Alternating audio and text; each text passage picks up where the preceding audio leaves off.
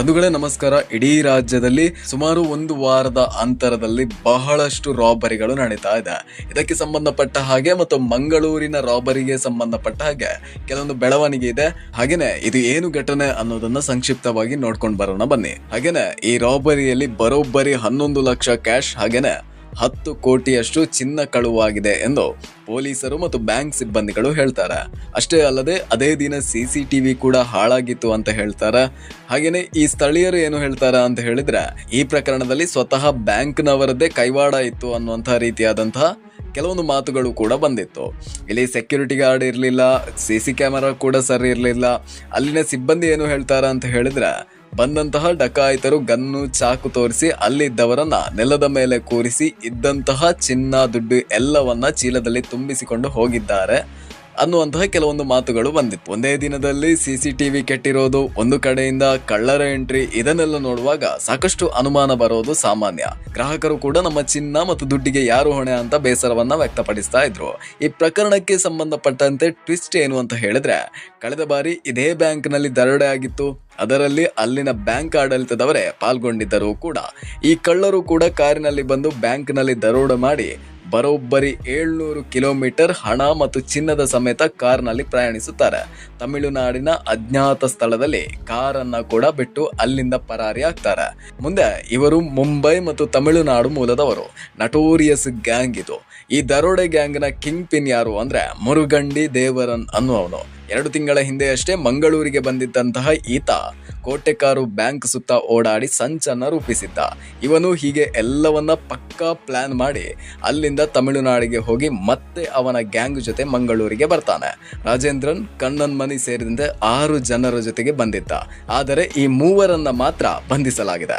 ಇನ್ನು ಉಳಿದವರನ್ನ ಹಿಡಿಯಲು ಮಂಗಳೂರು ಪೊಲೀಸರು ಬಲೆ ಬೀಸಿದ್ದಾರೆ. ಈ ಒಂದು ದರೋಡೆ ಏನಿದೆ ನೋಡಿ, ಇದಕ್ಕೆ ಅಲ್ಲಿನ ಸ್ಥಳೀಯರು ಕೂಡ ಸಾಥ್ ಕೊಟ್ಟಿದ್ರು ಅನ್ನೋದು ರೋಚಕವಾದಂತಹ ವಿಚಾರ.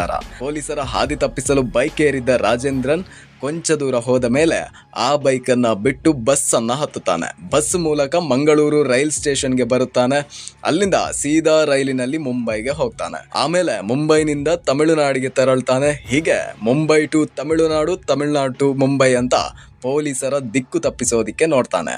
ಆ ಕಳ್ಳರ ಗ್ಯಾಂಗ್ ಏನಿತ್ತು ನೋಡಿ, ಅವರ ನಡುವೆ ಮನಸ್ತಾಪ, ಜಗಳ ಕೂಡ ಆಗಿರುತ್ತೆ. ಆಗ ಆ ರಾಬರಿಯಿಂದ ಹೊರಗೆ ಬೀಳ್ತಾರೆ ಇನ್ನೂ ಉಳಿದಂತಹ 3 ಜನ.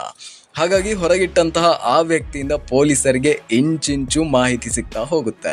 ಈ ದರೋಡೆಯಲ್ಲಿ ಎಲ್ಲ ಪ್ಲಾನ್ಗಳನ್ನ ಮಾಡಿರೋದೆ ಈ ಮುರುಗನ್. ಹೇಗೆ ಎಸ್ಕೇಪ್ ಆಗಬೇಕು, ಹೇಗೆ ಪೊಲೀಸರ ದಿಕ್ಕು ತಪ್ಪಿಸಬೇಕು, ಎಲ್ಲವನ್ನ ಈ ಮುರುಗನ್ ಮೊದಲೇ ಪ್ಲಾನ್ ಮಾಡಿದ್ದ. ಈ ಒಂದು ಕಳ್ಳರ ಗ್ಯಾಂಗ್ನಲ್ಲಿ ಒಂದು 3 ಏನು ಭಿನ್ನಾಭಿಪ್ರಾಯದಿಂದ ಹೊರಗಿಟ್ಟಿದ್ರು ನೋಡಿ, ಆಗ ಈ 3 ಸೀದಾ ಮುಂಬೈಗೆ ತೆರಳ್ತಾರೆ. ಅಲ್ಲಿ ಹೋಗಿ ಮುಂಬೈನ ಇಂಟೆಲಿಜೆನ್ಸ್ಗೆ ಮಾಹಿತಿಯನ್ನ ಕೊಡ್ತಾರೆ. ಈ ತರ ಮುರುಗನ್ ಈ ರೀತಿಯಾದಂತಹ ಪ್ಲಾನ್ ಗಳನ್ನ ಮಾಡಿದ್ದಾನೆ ಅಂತ. ಆಗ ಮುಂಬೈ ಪೊಲೀಸರಿಗೆ ಕ್ಲಿಯರ್ ಕಟ್ ಆಗಿ ಗೊತ್ತಾಗುತ್ತೆ, ಈ ಮುರುಗನ್ ಏನೋ ಒಂದು ಪ್ಲಾನ್ ಅನ್ನ ಮಾಡಿದ್ದಾನೆ ಅಂತ. ಅವನ ಚಲನವಲನವನ್ನ ಮೊದಲೇ ಕಾನ್ಸಂಟ್ರೇಟ್ ಮಾಡಿರ್ತಾರೆ. ಈ ಸಮಯದಲ್ಲಿ ಮುಂಬೈನಲ್ಲಿ ಏನೂ ನಡೆದಿರೋದಿಲ್ಲ. ಆಮೇಲೆ 2-3 ದಿನದ ಬಳಿಕ ಮಂಗಳೂರಿನ ಕೋಟೆಕಾರ್ನಲ್ಲಿ ದರೋಡೆ ಆಗಿದೆ ಅಂತ ವಿಚಾರ ಪೊಲೀಸರಿಗೆ ಗೊತ್ತಾಗುತ್ತೆ. ಆಗ ಯಾರು ಈ 3 ಮೊದಲೇ ಬಂದು ಮಾಹಿತಿ ಕೊಟ್ಟಿದ್ರು ಅವರನ್ನ ಕರೆದು ಮಾಹಿತಿಯನ್ನ ಪಡೆದು ಅದನ್ನ ಮಂಗಳೂರು ಪೊಲೀಸರ ಜೊತೆಗೆ ಹಂಚಿಕೊಳ್ತಾರೆ. ಆಗ ಈ ಒಂದು ಸತ್ಯ ಬಯಲಾಗುತ್ತೆ.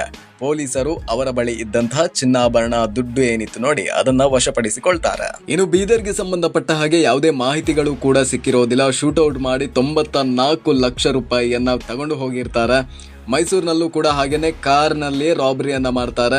ಅಡಿಕೆ ವ್ಯಾಪಾರಿಯಿಂದ ಲಕ್ಷಗಟ್ಟಲೆ ದುಡ್ಡು ಮತ್ತು ಕಾರನ್ನ ಎತ್ಕೊಂಡು ಹೋಗಿರ್ತಾರೆ. ಇನ್ನು ಬ್ಯಾಂಗ್ಳೂರ್ನ ವಿಚಾರವನ್ನ ಮಾತಾಡೋ ಹಾಗಿಲ್ಲ. ಬ್ಯಾಂಗ್ಳೂರಿನಲ್ಲಿ ರಾಬರಿ ಜೊತೆಗೆ ಗ್ಯಾಂಗ್ ರೇಪ್ ಅನ್ನ ಕೂಡ ಮಾಡ್ತಾರೆ. ಕೊನೆಗೆ ವಿಜಯಪುರದಲ್ಲೂ ಕೂಡ ದರೋಡೆ ನಡೆದಿತ್ತು. ಮಂಗಳೂರಿನ ವಿಟ್ಲ ಭಾಗದಲ್ಲಿ ಇಡಿ ಸೋಗಿನಲ್ಲಿ ಬಂದು ಎಲ್ಲಾ ಹಣವನ್ನ ಕೂಡ ದೋಚಿಕೊಂಡು ಹೋಗಿದ್ರು.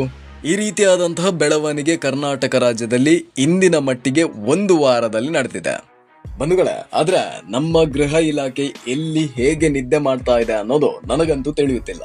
ಮುಖ್ಯವಾಗಿ ನಾವು ಇಲ್ಲಿ ಗಮನಿಸಬೇಕಾದಂತಹ ವಿಚಾರ ಏನು ಅಂದ್ರೆ, ಪ್ರತಿಯೊಬ್ಬರು ಕೂಡ ಮಾಡಿದಂತಹ ರಾಬರಿ ಏನಿದೆ ನೋಡಿ, ಇದು ಕ್ಲಿಯರ್ ಆಗಿ ಪ್ಲಾನ್ ಮಾಡಿ ಆಗಿರುವಂತದ್ದು.